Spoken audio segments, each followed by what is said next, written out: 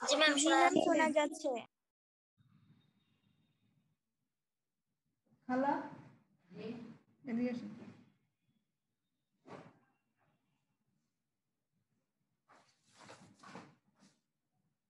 এটা একটু চার্জে লাগানো যাবে।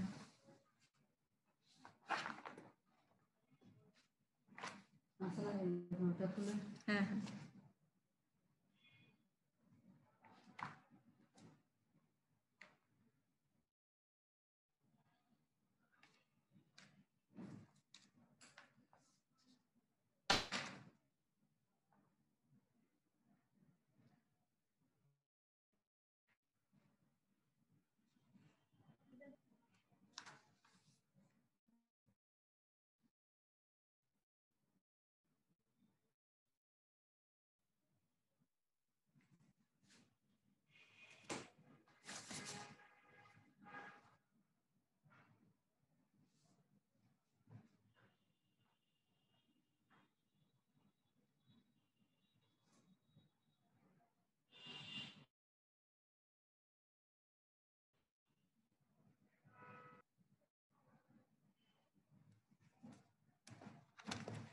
একজন পার্সেন্টেজটা একটু দেখে নাও।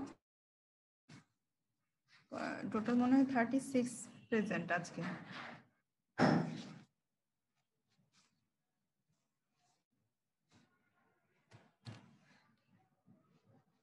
তোমাদের সাথে আমার লাস্ট ক্লাসে কোন টপিকস পড়ানো হয়েছে মনে আছে কারো?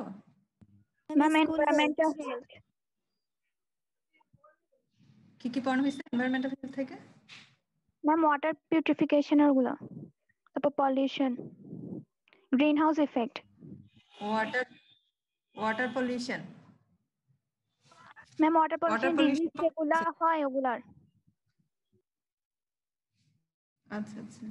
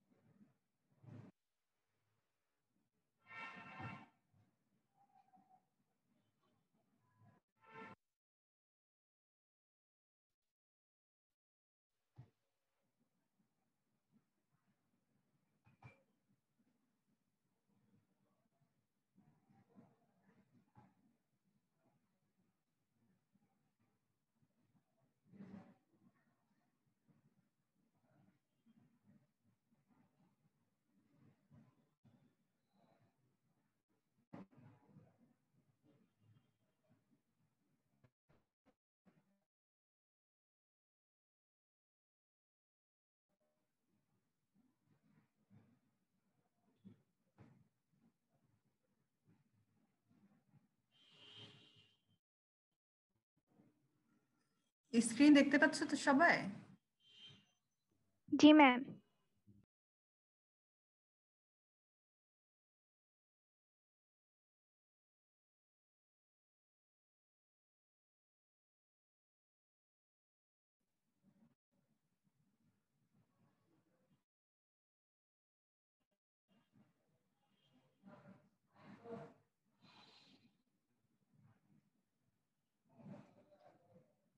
একজন রেসপন্স করো, স্ক্রিন দেখা যাচ্ছে কিনা? ম্যাম দেখা যাচ্ছে। Yes ma'am. আচ্ছা ঠিক আছে, তোমাদেরকে ফার্স্ট ক্লাসে একটাই তো ক্লাস হয়েছে এনভায়রনমেন্ট নিয়ে, তাই না? জি ম্যাম। ফার্স্ট ক্লাসে আমি মুখে একটু বলছিলাম এনভায়রনমেন্ট বলতে আসলে কি বোঝায়, মানে লিভিং নন লিভিং সবকিছুই এনভায়রনমেন্টের মধ্যে আসবে। একদম ছোটখাটো জিনিস থেকে শুরু করে বড় জিনিস যা কিছু আছে সবকিছু। কম্পোনেন্ট গুলোকে তোমরা কিছু টার্মে ভাগ করতে পারো, ফিজিক্যাল, বায়োলজিক্যাল, সোশ্যাল। তাহলে এই যে সোশ্যাল, আমরা ফিজিক্যাল, বায়োলজিক্যাল এগুলোকে আমরা কম্পোনেন্ট অফ এনভায়রনমেন্ট বলে জানি, কিন্তু social, custom, culture, habit, income এগুলোকে আমরা এনভায়রনমেন্টের পার্ট হিসেবে জানতাম না। তাহলে এগুলোও হচ্ছে আমাদের এনভায়রনমেন্টের একটা পার্ট।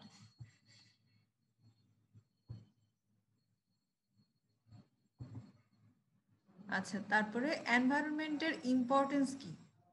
ঠিক আছে, ইম্পর্টেন্স বলতে আমরা হেলদি এনভায়রনমেন্ট কেন মেনটেন করব, বা আনহেলদি হয়ে গেলে, আমাদের এনভায়রনমেন্ট আনহেলদি হয়ে গেলে সেক্ষেত্রে কি কি প্রবলেম হতে পারে, সেটাই হচ্ছে আমাদের মেইনলি এনভায়রনমেন্টের ইম্পর্টেন্স।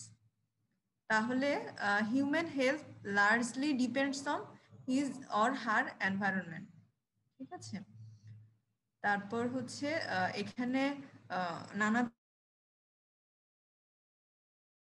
হতে পারে এনভায়রনমেন্টের যে কম্পোনেন্টগুলো আমরা দেখে আসলাম, এগুলো পলিউটেড হলে, সেগুলো যদি পলিউশন হয় তাহলে সেক্ষেত্রে আমাদের হেলথের উপরে অনেক বড় প্রভাব পড়তে পারে।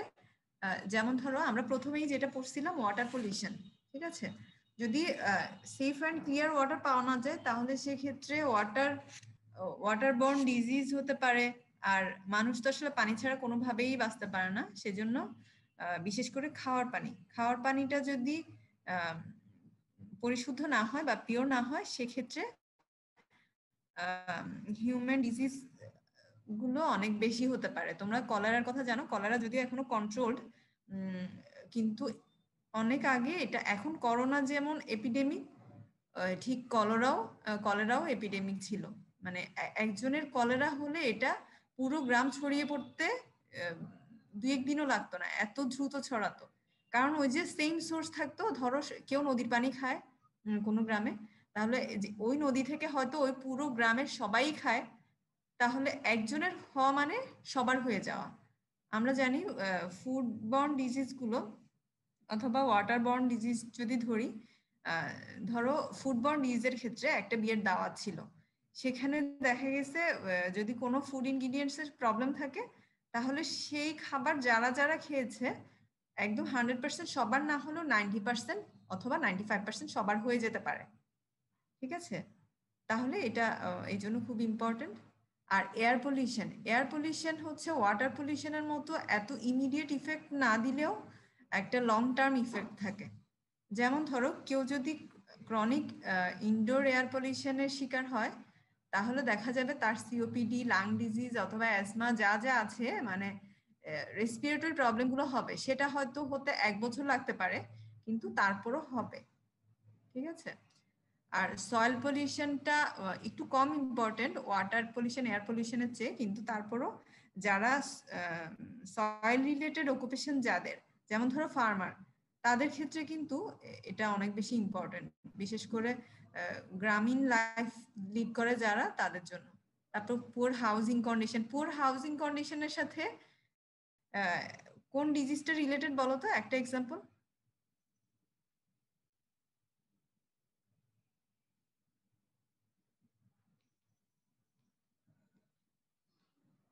একজন রেসপন্স করো, পারো কেউ? আচ্ছা, পুয়ার হাউজিং মানে হচ্ছে কনজেস্টেড এরিয়া অথবা স্লাম এরিয়ার ক্ষেত্রে কোন ডিজিজগুলো বেশি হয়। যেমন ধরো আমাদের এখন কোভিডের ক্ষেত্রেও কিন্তু একটা সোশ্যাল ডিস্টেন্স মেনটেনিং এর ব্যাপার আছে। তো এখানে যারা কনজেস্টেড এরিয়ায় থাকে তাহলে তাদের ক্ষেত্রে কোভিড হতে পারে। এটা হচ্ছে কোভিডের সাথে আমরা একটা সামঞ্জস্য খুঁজে পেয়েছি। তাই গুলো হতে পারে। কি হতে পারে? স্কিন ডিজিজ গুলা, স্কিনের। হ্যাঁ, ওটা হতে পারে। তারপর হচ্ছে টিউবারকুলোসিস হতে পারে, মানে যেগুলো কন্টামিনেটেড ডিজিজ সেগুলো পুয়ার হাউজিং অথবা কনজেস্টেড এরিয়া, স্লাম এরিয়া এগুলোতে বেশি হওয়ার সম্ভাবনা থাকে। তারপর হচ্ছে অ্যানিমাল রিজার্ভার, মানে অ্যানিমাল রিলেটেড ডিজিজ গুলো, যেমন ধরো র্যাবিস হতে পারে।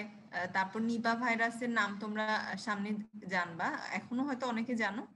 তারপরে হচ্ছে তোমার ইয়েলো ফিভার, ডেঙ্গু, এগুলো সবগুলো কিন্তু অ্যানিমাল রিজার্ভার। তারপর ইনসেক্ট ভেক্টর অফ ডিজিজ, কিছু ইনসেক্ট আছে ওগুলো দিয়েও হতে পারে।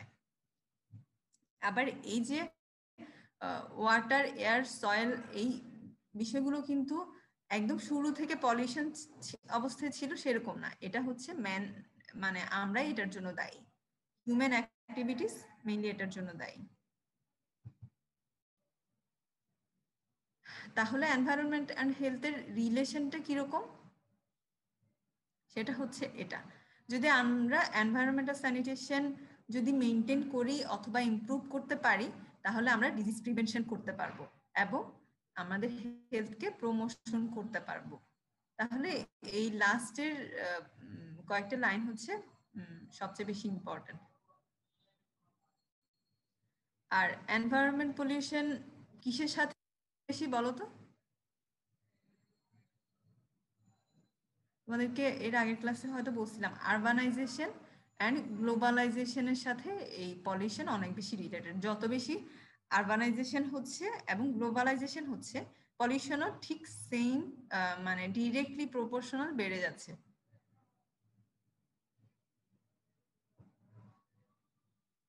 তাহলে এনভায়রনমেন্টাল স্যানিটেশন একটা টার্ম আছে।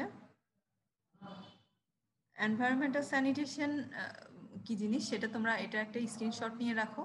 Control of all those factors in man's physical environment which exercise or may exercise a deleterious effect on his physical and development, health and survival.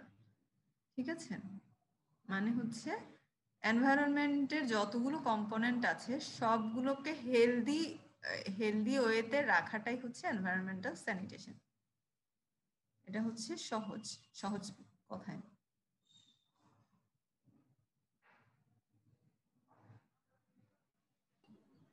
তো উনি পোস্ট দিয়েছেন, উনি অসুস্থ।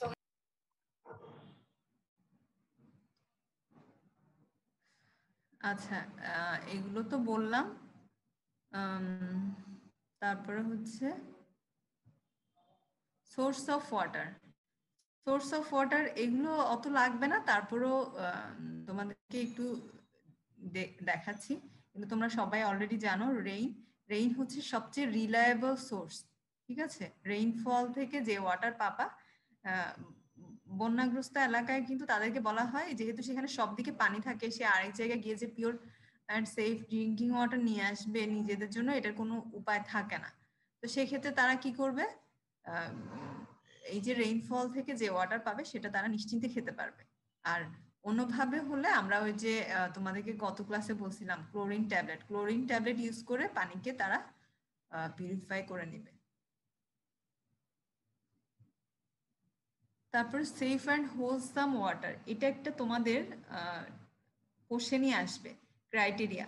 ঠিক আছে, mention the criteria of safe and wholesome water, এটা তোমার 2 number আইটেমে একটা টপিক ডিরেক্ট এভাবেই লিখে দেওয়া আছে।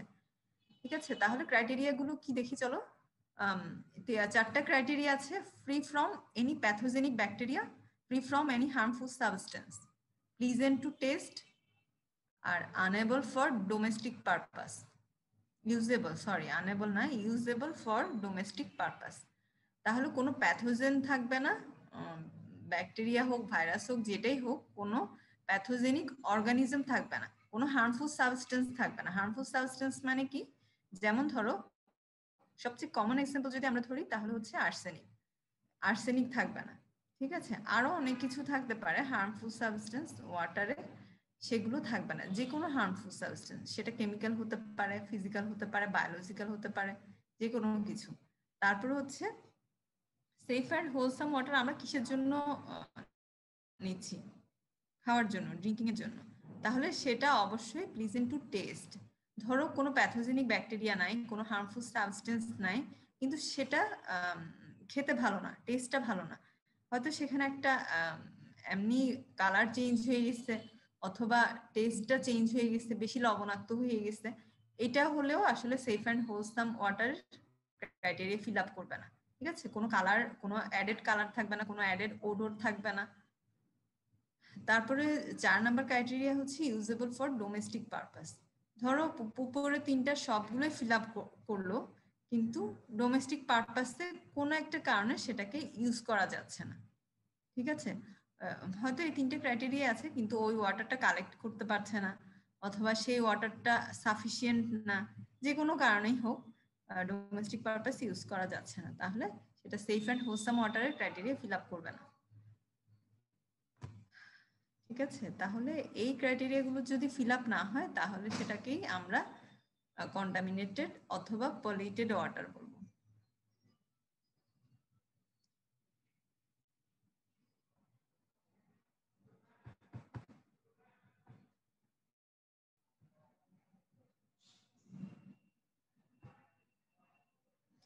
তাহলে ওয়াটার রিলেটেড ডিজিজ, এগুলো আমি তোমাদেরকে ফার্স্ট ক্লাসে মুখে মুখে একটু আলোচনা করে দিছিলাম। ভাইরাল, ব্যাকটেরিয়াল, প্রোটোজোয়াল, হেলমিনথস, লেপ্টোস্পাইরাল, ঠিক আছে? লেপ্টোস্পাইরাল অত কমন না, কিন্তু তারপরও জেনে রাখার জন্য এখানে লিখলাম। ভাইরাল হচ্ছে তোমরা জানো hepatitis A, hepatitis E, poliomyelitis, rotavirus, diarrhoea, এগুলো হচ্ছে কমন ওয়াটারবর্ন ডিজিজ, ঠিক আছে? এই ভাইরাসগুলো দিয়ে কমনলি ওয়াটারবর্ন ডিজিজ হতে পারে। আর ব্যাকটেরিয়ার মধ্যে কি কি হতে পারে? Typhoid, paratyphoid fever, bacillary dysentery, E. coli diarrhoea, cholera, ঠিক আছে? এগুলোর নাম কি তোমরা শুনছো? ভাইরাল, ব্যাকটেরিয়াল, এই টার্মগুলো আগে কখনো শোনা হয়েছে? জি ম্যাম। আচ্ছা, এগুলো নিয়ে তোমরা আরো ডিটেলস পড়তে পারবা, আরো ডিটেলস জানতে পারবা তোমরা যখন 4th ইয়ার উঠবা, ঠিক আছে, মাইক্রোবায়োলজিতে। এখন আপাতত শুধু নামগুলোই জেনে রাখলে হবে। তাহলে প্রোটোজোয়াল কি কি আছে, আর কোনটাকে ভাইরাস বলতেছে, কোনটাকে ব্যাকটেরিয়া বলতেছে, কোনটাকে প্রোটোজোয়া বলতেছে, এই নামগুলো তোমরা ওখানে শিখবা, ঠিক আছে? কেন প্রোটোজোয়াল বলা হচ্ছে, কেন ব্যাকটেরিয়াল বলা হচ্ছে, ব্যাকটেরিয়ার ক্রাইটেরিয়া কি, ভাইরাসের ক্রাইটেরিয়া কি, প্রোটোজোয়ার ক্রাইটেরিয়া কি, অথবা হেলমিনথসের ক্রাইটেরিয়া বা কি, এগুলো সব তোমরা ওখানে জানবা। এগুলো আমাদের পার্ট না, সেই জন্য আমি বলছি না, আর তোমাদের জন্য এটা ওভারবার্ডেন হয়ে যাবে। আচ্ছা, প্রোটোজোয়াল হচ্ছে অ্যামিবিয়াসিস, জিয়ারডিয়াসিস। অ্যামিবিয়াসিস দিয়ে কি হয়? অ্যামিবিক ডিসেন্ট্রি হয়, জিয়ারডিয়া দিয়েও ডিসেন্ট্রি বা ডায়রিয়ার মতো হয়, মেইনলি ডায়রিয়া হয়, ওয়াটারি ডায়রিয়া। আর হেলমিন হচ্ছে তোমরা জানো, যেটা আমরা ওয়ার্ম নামে পরিচিত, রাউন্ড ওয়ার্ম, এটা কয়েক ধরনের আছে, রাউন্ড ওয়ার্ম, থ্রেড ওয়ার্ম, আর হাইড্রাটিক ডিজিজ।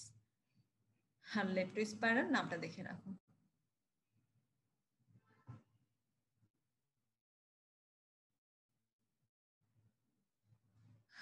আর কিছু ছোট ছোট হোস্ট থাকতে পারে, যেমন স্নেইলস, সিস্টোসোমিয়াসিস, আর হচ্ছে সাইক্লপস, গিনিয়া ওয়ার্ম ডিস, ফিশ ট্যাপ ওয়ার্ম, এগুলো জাস্ট নাম জিজ্ঞেস করতে পারে।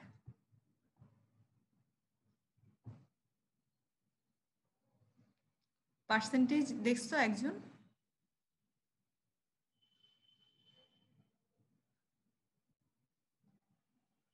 কেউ কি পার্সেন্টেজটা দেখে নিস? দেখতেছি। আচ্ছা ঠিক আছে, দেখা শেষ হলে আমাকে জানাবা। আচ্ছা, নেক্সট স্লাইডে যাই আমরা। মাইক্রোবায়োলজিক্যাল স্ট্যান্ডার্ড মানে কোন স্ট্যান্ডার্ড বা কতটুকু, কয়টা ব্যাকটেরিয়া আমরা থাকলে সেটা অ্যালাউ করতে পারবো, অথবা মানে ক্রাইটেরিয়া কি হবে। মাইক্রোব্যাকটেরিয়াল স্ট্যান্ডার্ড কেন?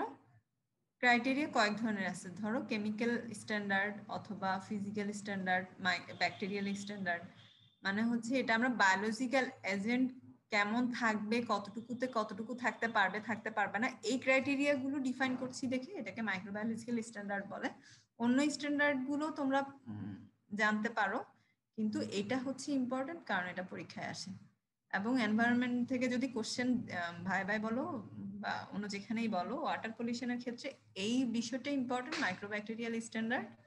আর আরেকটা হচ্ছে criteria of safe and wholesome water. এই দুটা খুব important.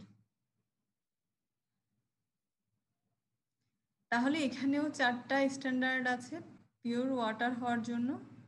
No sample should contain E coli in 100 ml। ঠিক আছে, এটা হচ্ছে WHO থেকে দেওয়া একটা গাইডলাইন, মানে 100 ml ওয়াটারের মধ্যে কোনো ইকোলাই থাকতে পারবে না। ইকোলাই থাকা মানে কি জানো? কেউ কি জানো? কারো ধারণা আছে?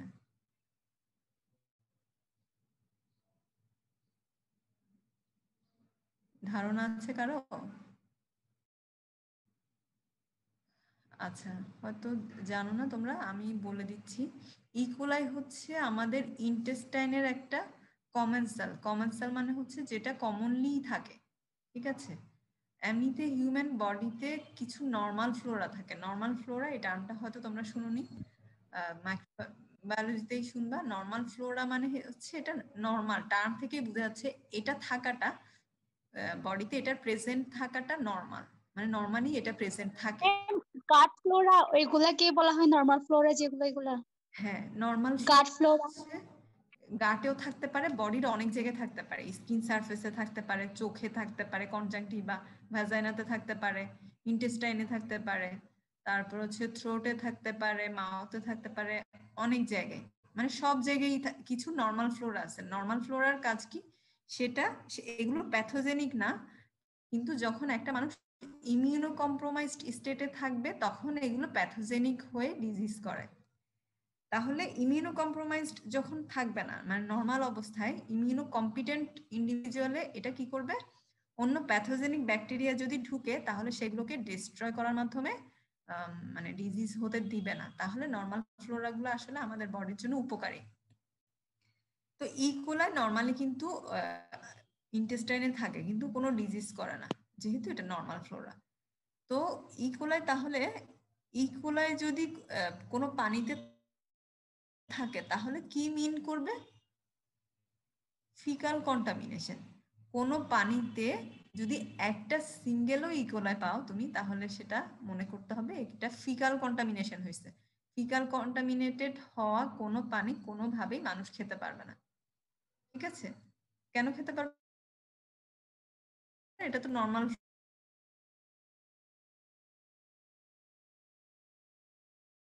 ইন্টেস্টাইনের জন্য। তুমি যদি এটা ড্রিঙ্ক করো তখন ডিজিজ করে ফেলবে, মানে ইকোলাই ডায়রিয়া করে, ওয়াটারি ডায়রিয়াও করতে পারে, ব্লাডি ডায়রিয়াও করতে পারে।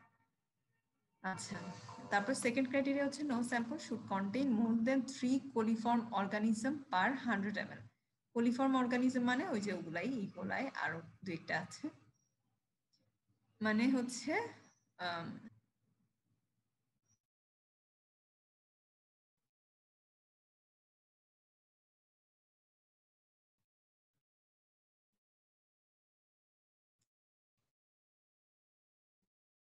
কোলিফর্ম অর্গানিজম মানে 3টা পর্যন্ত অ্যালাউ করা যাবে কোলিফর্ম অর্গানিজম,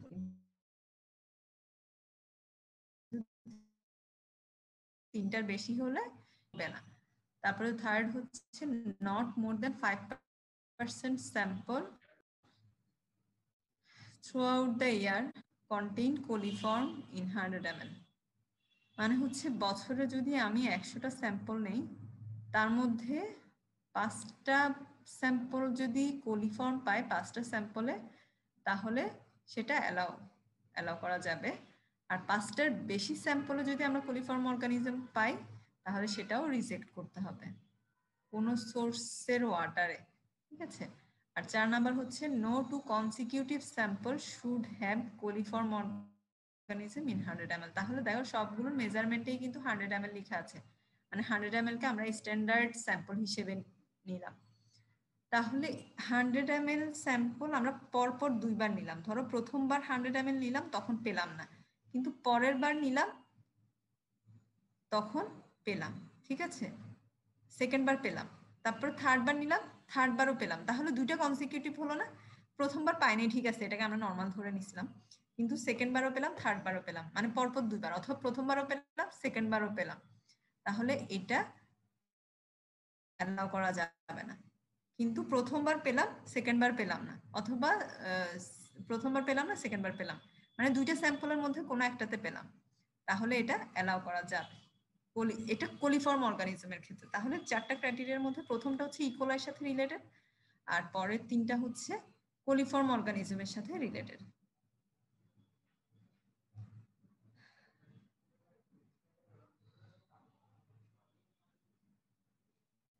আচ্ছা, ওয়াটার পলিউশনের মধ্যে মোটামুটি অনেক কিছু তোমাদের কভার হয়ে গেছে। এখানে হচ্ছে তোমাদের বাকি আছে ওয়াটারবর্ন ডিজিজও তো পড়লাম, তারপর safe and host drinking water, এটা হচ্ছে এই যে এখন যে স্লাইডটা দেখতে পাচ্ছ এটাই। তারপর হচ্ছে কজ অফ ওয়াটার পলিউশন, এগুলো তো এটাও তোমাদেরকে প্রথম ক্লাসে বলছিলাম। টাইপ অফ ওয়াটার ইম্পিউরিটিস, এগুলো তোমরা এগুলো পড়ে আসলে ক্লাসের টাইম এক্সপেন্ড করার দরকার নাই, এগুলো পরীক্ষায় আসে না আসলে ওরকম। তারপর source of water, use of water, requirement of water, এইগুলো এমনি তোমরা বই পড়লে একবার রিডিং দেখে নিতে পারো। তারপরে তোমাদের বাকি থাকে হচ্ছে method of water purification. Method of water purification গত ক্লাসে সম্ভবত আমি একটু বলছিলাম, তাই না? Yes, ma'am. জি ম্যাম। আচ্ছা, একটু বলো তো কতটুকু বলছিলাম। ম্যাম লার্জ স্কেল, স্মল স্কেলে, তারপর ন্যাচারালি কি কি আছে ওগুলা?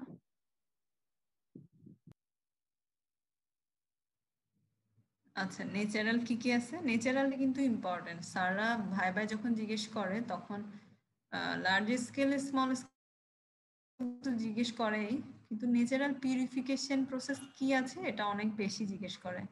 কি কি আছে? Ma'am Sunlight Sunlight, ma'am. Sedimentation, temperature, dilution. আচ্ছা, তারপরে স্মল স্কেল? ফিজিক্যালে হচ্ছে বয়লিং, তারপর কেমিক্যাল হচ্ছে ক্লোরিন ট্যাবলেট, এরপর ফিল্ট্রেশন। আচ্ছা, আর large scale? Storage, filtration, disinfection. আচ্ছা, তাহলে কেমিক্যাল আরো কিছু নাম তোমাদেরকে দেখে নিতে বলছিলাম সম্ভবত। জি ম্যাম। জি ম্যাম। হ্যাঁ, আর কি কি আছে বলো? ক্লোরিন ট্যাবলেট, ফিটকিরি, bleaching powder. Bleaching powder, iodine powder. আচ্ছা, ব্লিচিং পাউডার, তারপরে হচ্ছে ফিটকিরি, এগুলোর কেমিক্যাল নেম পড়তে বলছিলাম সম্ভবত। জি ম্যাম। জি ম্যাম। দেখছি না? জি ম্যাম। বলো তো bleaching powder. Calcium hypochloride. Calcium hypochloride হচ্ছে ব্লিচিং পাউডার। Yes ma'am. আর হচ্ছে ফিটকিরি, পটাশিয়াম পটাশিয়াম অ্যালুমিনিয়াম সালফেট।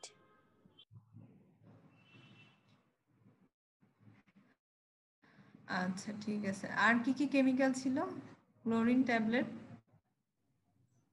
আর কি কি ছিল? আর chlorine tablet, potassium permanganate, iodine ছিল। আচ্ছা আচ্ছা ঠিক আছে, আজকে ক্লাস এতটুকুই থাকুক। আমি নিজেও আসলে অসুস্থ, এই জন্য বেশিক্ষণ কথা বলতে পারি না। তোমরা তাহলে আজকে যতটুকু পড়লাম এটা একটু পড়ে নিও। একজন বেলাল মনে হয় পার্সেন্টেজ দেখতে জি ম্যাম। দেখার কথা। রোল অ্যাবসেন্ট গুলো হচ্ছে ম্যাম রোল 6। দাঁড়াও আমি একটু কলম নেই।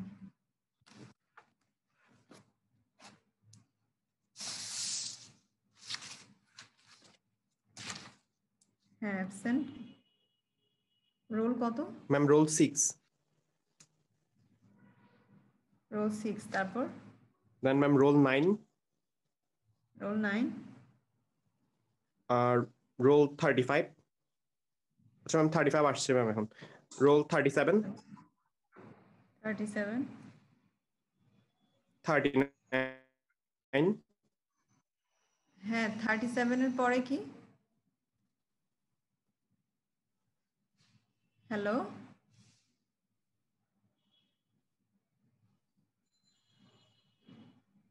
39 13 39 তারপর